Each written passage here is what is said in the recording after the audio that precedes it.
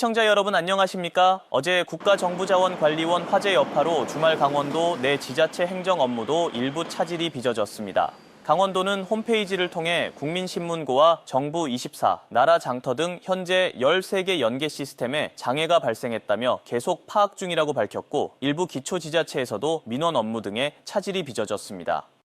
춘천시의 경우 전담반을 구성해 긴급 대응하고 있으며 특히 전산 장애 중 발생한 민원은 수기로 접수해 즉시 처리하고 지방세 등에서 체납 이자나 가산세가 발생하지 않도록 처리 기한을 연장하는 등 시민 불이익이 없도록 조치하기로 했습니다.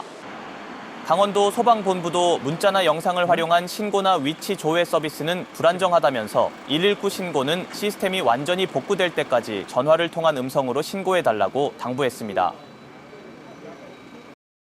최근 강릉이 극심한 물 부족을 겪었는데요. 기후 위기의 시대에 다른 곳도 아니라는 법 없습니다. 원주시도 가뭄 예방을 위해 홍수 조절용 댐인 원주천 댐의 담수화 방안을 검토하고 있습니다. 보도에 박성준 기자입니다. 치악산과 백운산 자락에 위치한 원주천 댐. 전국 최초로 주민 건의형 댐으로 건설됐습니다. 높이는 46.5m에 길이는 210m. 총 저수량은 180만 톤에 달합니다.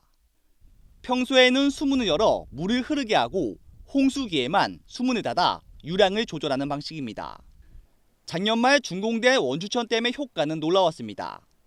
올 여름 원주 지역에 사흘 동안 160mm가 넘는 폭우가 내렸지만 매년 반복됐던 원주천의 침수 피해는 없었습니다. 유입되는 하천수를 통제할 수 있게 되어 원주천 하천수 홍수위 저감에 큰 역할을 한 것으로.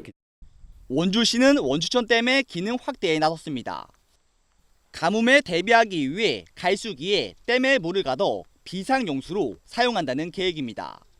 담수를 하면 농업 용수를 확보할 수 있고 시민 휴식 공간으로도 사용할 수 있기 때문입니다. 주민들도 긍정적인 입장입니다. 하이킹하고 여러 가지 또 뭐 걷기 대회라든지 이렇게 해서 주민들이 쉼터가 될 수 있도록. 하지만 해결해야 할 과제가 있습니다.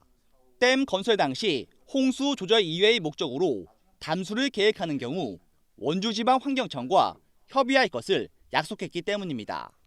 환경적, 경제적으로도 큰 효과를 볼 수 있기 때문에 담수와 타당성 용역을 저희가 시행을 해서 그 결과를 가지고 환경부와 협의를 해서 담수가 될 수 있도록.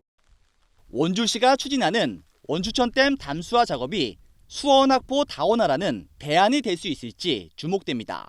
지원 뉴스 박성주입니다. 춘천시가 이탈리아 파르마시를 찾아 지속가능 에너지 산업 현장을 방문하고 양도시 간 협력 방안을 논의했습니다. 육동환 춘천시장을 단장으로 한 방문단은 현지 시간 기준 26일 파르마시의회에서 잘루카 보르기 에너지위원장과 면담을 갖고 파르마시의 이촌 3붕 탄소 중립 정책과 춘천시가 추진 중인 수열에너지 클러스터 아리팩 산업단지 조성사업 간 연계 방안을 논의했습니다. 방문단은 이어 파르마대학교에서 친환경 사업인 에너지 캠퍼스 프로젝트 현장을 참관했습니다. 해당 프로젝트는 대학 캠퍼스를 저탄소 고효율 그린 캠퍼스로 전환하는 것이 핵심입니다. 2025 원주 댄싱 카니발이 어제 저녁 개막 공연을 시작으로 사흘간 원주시 댄싱 공연장 일대에서 열립니다.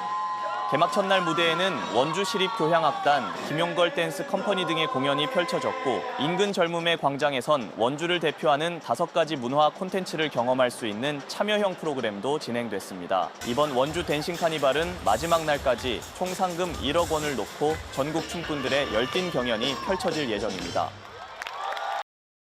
행정기관의 부당한 처분을 바로잡을 수 있도록 행정심판 제도가 있지만 법정 처리 기간을 넘겨 결론이 나는 경우 많은 것으로 나타났습니다. 국회 정무위원회 이양수 의원이 국민권익위원회에서 제출받은 자료를 보면 지난해의 경우 법정 최장 처리 기간인 90일을 초과한 행정심판 사건이 14.3%에 달했습니다. 특히 환경문화심판의 경우에는 처리일이 평균 89일, 법정기간 초과 사건이 44.3%였습니다. 이양수 의원은 국민 권리를 지켜야 할 행정심판이 제때 결론을 내지 못하면서 제도의 의미가 퇴색되고 있다라면서 국민권익위가 운영을 개선해야 한다라고 지적했습니다. 수확을 앞두고 일부 논에 벼 이삭과 줄기가 말라버리는 가시문의병이 번지고 있습니다. 지난해 발생한 벼멸구, 피해 면적을 넘어설 것이란 전망이 나오고 있습니다. 수확을 앞둔 농민들의 걱정이 커지고 있습니다. 네트워크 현장, KBC 강동일 기자입니다. 장흥의 가을 들녘은 겉보기엔 벼가 익은 것처럼 누렇게 보입니다. 하지만 가까이 다가가 벼 이삭을 살펴보면 나달이 죽었거나 쭉정이만 맺혔습니다. 잎에는 까만 반점이 곳곳에 찍혀 있습니다. 가시무늬병이 번진 겁니다. 벼에 들어가면 우리 가슴 정도는 차 있어야 돼요. 그런데 지금 보면은 무릎 이상, 허리 이하로 딱 떨어져 있어요. 그러면 이거 점점 더 내려가면 무릎 이하까지도 떨어질 수 있다는 거죠. 그러면 수확이 더 떨어지는 겁니다. 가시무늬병은 높은 온도에서 발병합니다. 올해는 33도가 넘는 날씨가 계속되며 균이 크게 번식한 것으로 추정됩니다. 지난 16일 기준으로 전남 지역에서 발병한 가시무늬병은 7,485헥타르로 파악되고 있습니다. 지역별로는 고흥 2,850헥타르, 화순 1,209, 완도 934, 진도 575, 장흥 479헥타르 등입니다. 지난해 같은 기간과 비교하면 전남 지역 벼 농가에 큰 피해를 입혔던 벼멸구 피해 면적보다 많습니다. 지난해 벼멸구 피해 면적인 17,000헥타르를 넘을 것으로 추정됩니다. 노후화된 논일수록 그리고 비료기가 없는 논 이런 논에서 보통 온다고 하는데 올해는 그런 것 관계없이 모든 논에서 발생이 되고 있더라고요. 그렇다면 이것은 기후 영향이 크지 않겠냐 이렇게 보고 있죠. 문제는 수확을 20여일 앞두고 있는 상황이라 방제도 불가능합니다. 어떻게 손쓸 방법도 없이 한 해 농사를 망치지 않을까 농민들의 우려가 커지고 있습니다. KBC 강동일입니다. 강원영상위원회 지원작 영화 흐르는 여정이 제30회 부산국제영화제 비전 시상식에서 2관왕을 차지했습니다. 영화 흐르는 여정은 강릉에서 활동 중인 김진유 감독의 작품으로 이번 시상식에서 한국영화감독조합 플러스 M상과 KBS 독립영화상을 수상했습니다. 흐르는 여정은 올해 부산국제영화제 상영작에도 선정된 바 있습니다. 강원소방본부가 추석 명절을 앞두고 전통시장과 다중이용 시설에 대한 화재 안전 조사를 실시했습니다.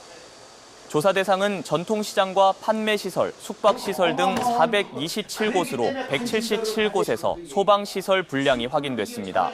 소방본부는 조사 과정에서 드러난 화재 취약 요인을 분석해 업체 관계자에게 화재 예방 자문도 제공했습니다.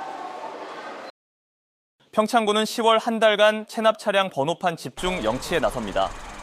번호판 영치 대상은 자동차세를 2차례 이상 체납한 차량과 30만 원 이상의 과태료를 2달 이상 내지 않은 차량입니다. 평창군은 고액 상습 체납자의 경우 차량 소재지를 추적해 직접 방문해 영치하는 방안도 추진할 계획입니다.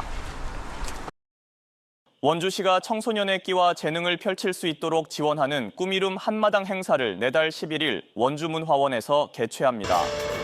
청소년 꿈이룸 바우처 사업을 통해 성장한 청소년들이 그동안 갈고 닦은 실력을 뽐내는 자리로 K-팝 댄스와 버블, 아티스트 공연, 진로 체험 행사와 사생대회 등이 펼쳐집니다. 교통 혼잡에 대비해 오전 9시부터 오후 5시까지 축제장 순환버스를 운행합니다. 고성군이 다음 달 17일부터 사흘간 거진 11리 해변에서 제25회 명태축제를 개최합니다. 전통의 재발견을 주제로 열리는 축제는 명태 이야기, 경연대회와 명태 손질하기, 요리협업 등 체험 중심의 행사로 진행됩니다. 해변 특설 공간에는 바다를 감상할 수 있는 공간과 명태 벽화, 빛 구조물 등 다양한 볼거리도 마련됩니다. 이상으로 지원 AI 뉴스 마칩니다. 시청해주신 여러분 고맙습니다.